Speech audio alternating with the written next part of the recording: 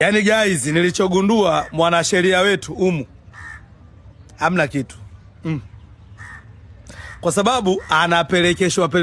Guys, mamlaka ya uhamiaji ilishatoa ufafanuzi au wachezaji ni wa Tanzania, eti unaenda kumshtaki Yanga. Hao Yanga inamhusu nini?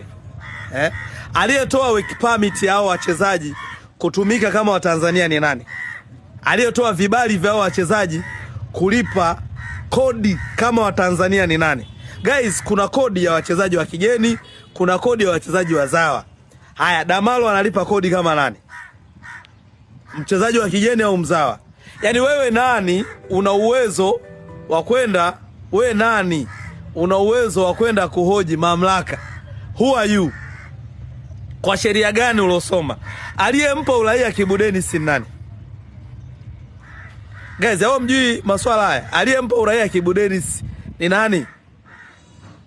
Kibu Denis nature ni Mkongomani. Mbona wewe hapo yuko Tanzania na amecheza timu ya taifa? Je, tuulizeni. Unaelewa? Kama wewe mwanasheria una taaluma, jaribu basi kuelewa haya mambo.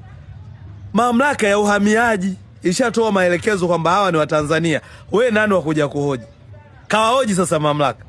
Eti unalalamika Yanga hawaje. Waje kufanya nini kwenye utoto kama huo?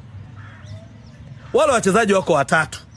Na hao wawili, mmoja dirisha kubwa anatua tena Yanga. Yaani kwa taarifa nilizonazo, mwingine Mtanzania kutoka